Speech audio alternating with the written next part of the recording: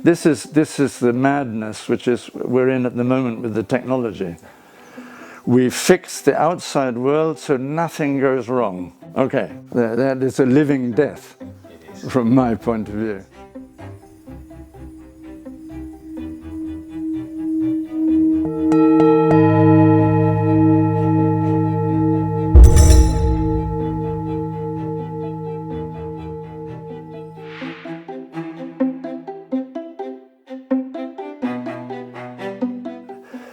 I was born in London. Both my parents are English. My mother had 2 generations born in China. We had also deep connections with India.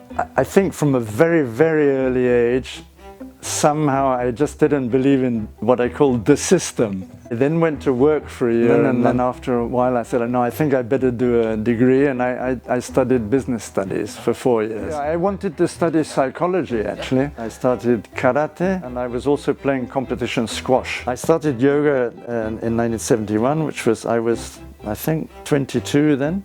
The thing that most interested me was to study yoga, tai chi, qigong, and I also studied homeopathy. I got a diploma in homeopathy. I did 5 years. Everything concerning health.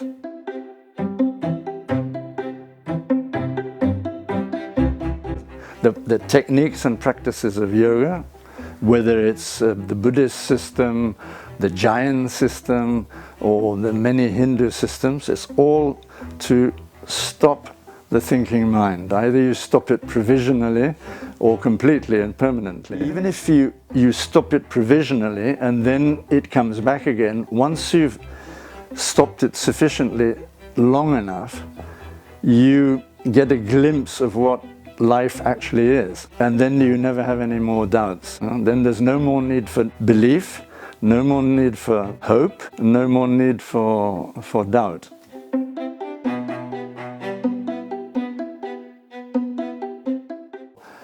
The breathing, the breath in the nostrils is very, very important to study.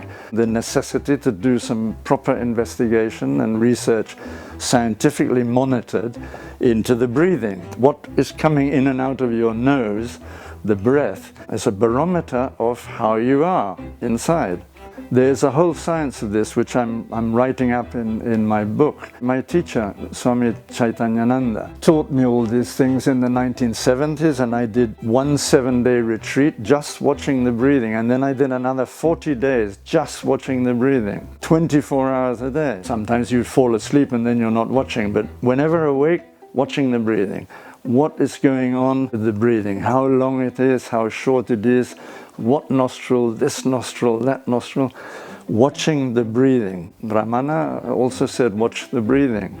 Buddha, watch the breathing, because the breathing is real, is real, it's life, and it's real, and it's there. From the moment you're born to the moment you die.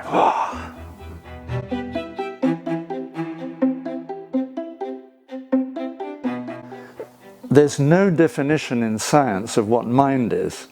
There's no definition or agreement of what consciousness is, what awareness is.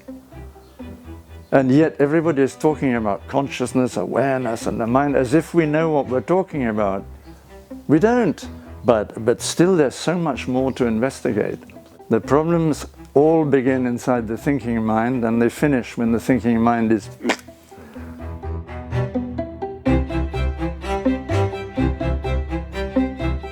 I view everything outside the thinking mind of the human being as perfect in nature. Oh no, how can it be perfect? There's so many problems in the world, and this, and misery, and so on. But if you look at it carefully, almost all the problems in the world are generated by the human being, not by the animal kingdom, not by the insect kingdom. You know, even the poor viruses and bacteria, considered terrorists, something we have to suppress and kill by any means possible, it's still the wrong attitude. The attitude of Shiva, who is the number one, the Adi Yogi, is all-inclusive. If we can't include it, there's something wrong with us, not with it.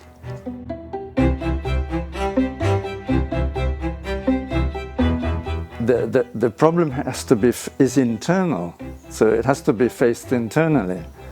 And the mainstream narrative is we have to solve all the problems in the outside world. We have to, this is the madness which we're in at the moment with the technology. We fix the outside world so nothing goes wrong.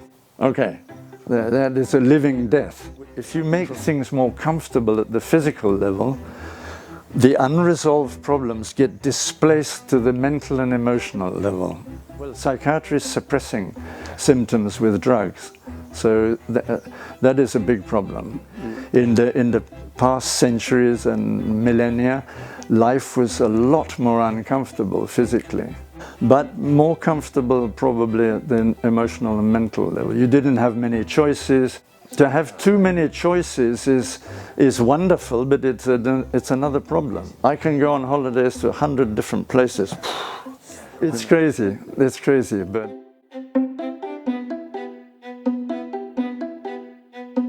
the thinking mind is not life. Life is all the rest of it.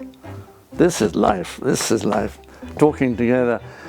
The thinking mind, which is making a representation of everything, which I call the internal cinema in our heads. You build it up from childhood, and it's given to you by the people who had other internal cinemas. They fed yours, and it's carried forward probably even genetically in the genetic code. The yoga is about stopping all that and getting real. Yoga is about getting real, about reconnecting with life. That's what it is.